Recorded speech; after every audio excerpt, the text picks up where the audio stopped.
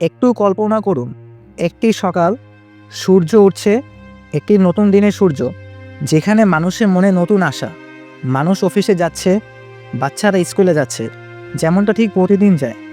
প্রতি মুহূর্তে জীবনের চাকা ঘুরছে, সব কিছু ঠিক স্বাভাবিক।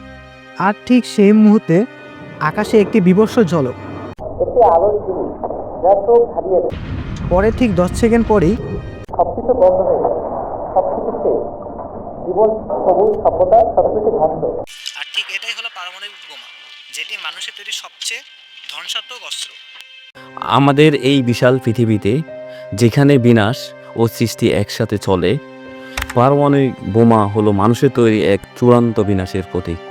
এই ডকুমেন্টারিতে আমরা দেখব পারমাণবিক বোমা কিভাবে শুরু হলো, এর ইতিহাস, কেন এটি আজও একটি বাস্তব হুমকি, আর কিভাবে এটি একটি ছোট্ট সিদ্ধান্ত, একটি ভুল বোঝাবুঝি বা একটি প্রযুক্তিগত দুর্বলতা সব কিছু শেষ করে দিতে পারে।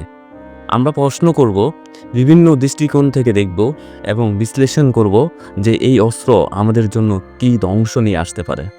আর এই পুরো ভিডিও জুড়ে আমরা দুজন থাকবো আপনাদের সাথে। তো চলুন আজকের ভিডিও শুরু করা যাক।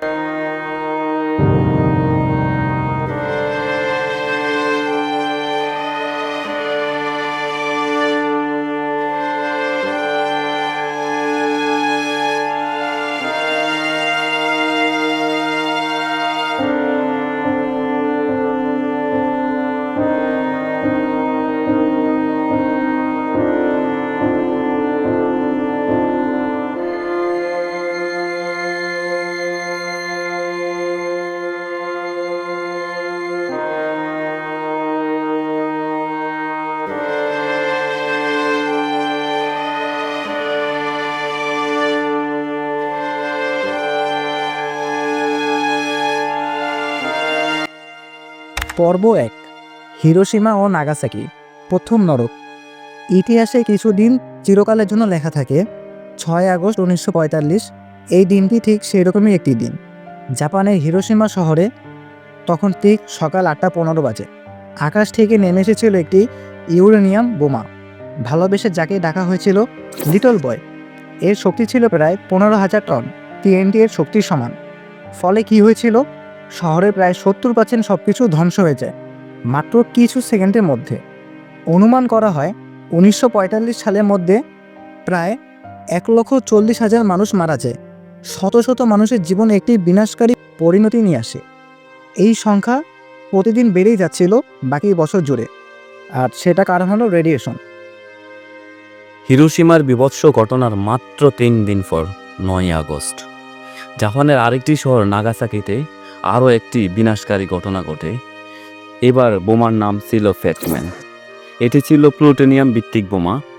এই বোমার বিনাশ শক্তি আরও বেশি ছিল, প্রায় 21 কিলো টন TNT এর সমান। অনুমান করা হয় 60,000 থেকে 80,000 মানুষ এই বোমার প্রভাবে মারা যায়।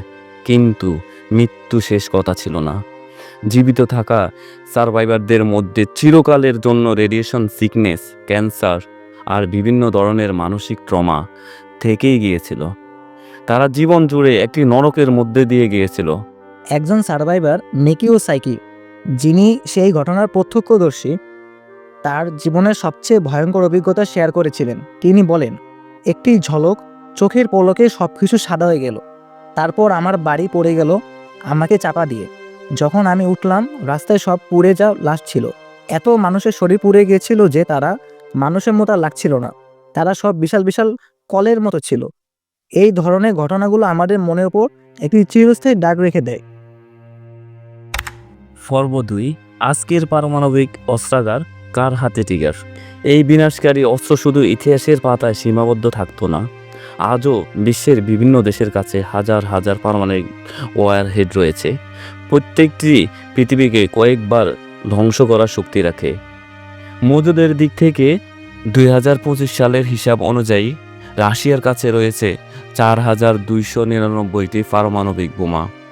যুক্তরাষ্ট্র এর রয়েছে 3,700টি, চীনের আছে 600+, ফ্রান্সের রয়েছে 290টি, যুক্তরাজ্যের আছে 225টি, পাকিস্তানের 170টি, ভারতের 180টি, ইসরায়েলের 90টি এবং উত্তর কোরিয়ার পারমাণবিক বোমা আছে 50টি। এই সংখ্যাগুলো প্রতিদিন পরিবর্তিত হতে পারে, কিন্তু মূল কথা হলো যার যত বেশি বোমার মজুদ সে তত বেশি ভয়ঙ্কর হয়ে উঠবে যুদ্ধক্ষেত্রে। প্রশ্ন হলো, এই শক্তিগুলোর 90% শুধু রাশিয়া ও মার্কিন যুক্তরাষ্ট্রের কাছেই কেন? এর পেছনে ছিল ঠান্ডা যুদ্ধে অর্থাৎ কোল্ড ওয়ার সময়কার অস্ত্র প্রতিযোগিতা। দুই মহাশক্তির মধ্যে কে বেশি শক্তিশালী, কে বেশি অস্ত্র বানাতে পারে, সেই লড়াই। কিন্তু এই লড়াইয়ের পরিণাম কি? যেন একটি ছোট ভুল বোঝাবুঝি, একটি ভুল সিগন্যাল বা একটি প্রযুক্তিগত দুর্বলতাও পুরো পৃথিবী শেষ করতে পারে। আমরা একটি খুব নাজুক সময়ের মধ্যে আছি, যেখানে একটি বোতামের চাপে সব কিছু ধ্বংস হয়ে যেতে পারে।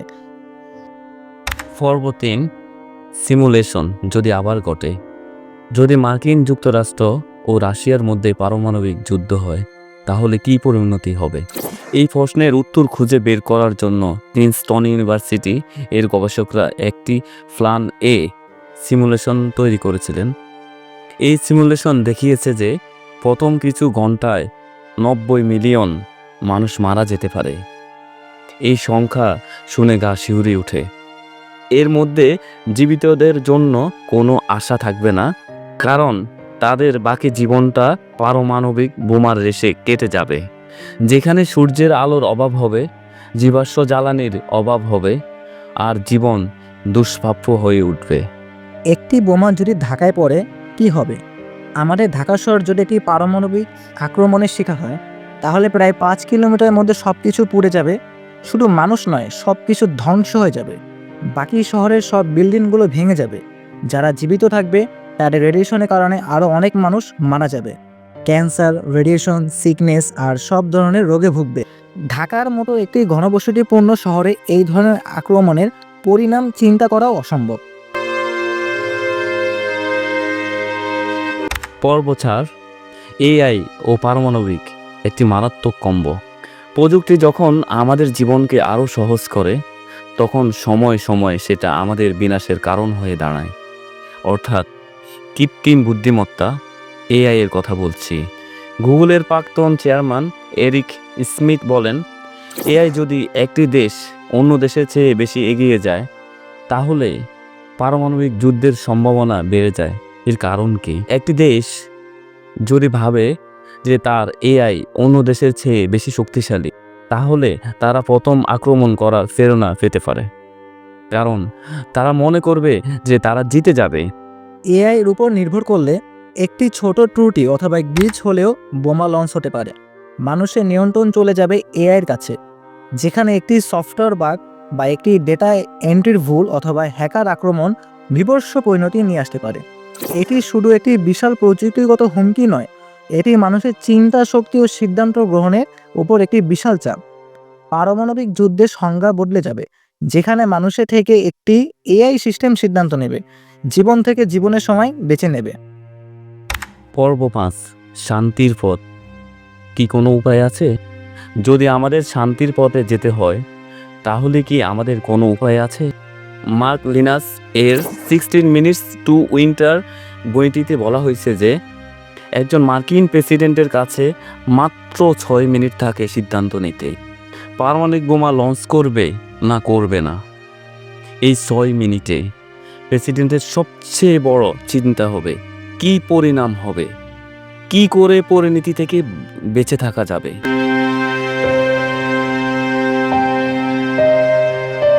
পারমাণবিক অস্ত্রের উপর নির্ভর করলে শান্তি আসবে না।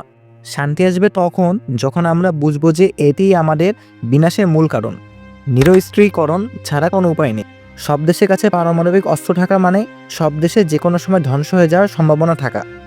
পারমাণবিক নিরস্ত্রীকরণ হলো সব পারমাণবিক অস্ত্র ধ্বংস করে দেওয়া আর সব দেশের শান্তিপথ অবলম্বন করা। পরিশেষে বলা যায়, পারমাণবিক বোমা হলো একটি মানুষের তৈরি বোমা, কিন্তু এর পরিণাম মানুষ বুঝতে পারেনি। মানুষের বিজ্ঞান ও প্রযুক্তির শক্তি যত বেশি, তত বেশি আমাদের দায়িত্ব। এই দায়িত্বে যখন আমরা ভুল করেছি, তখন তার পরিণাম ভয়ঙ্কর হয়েছে।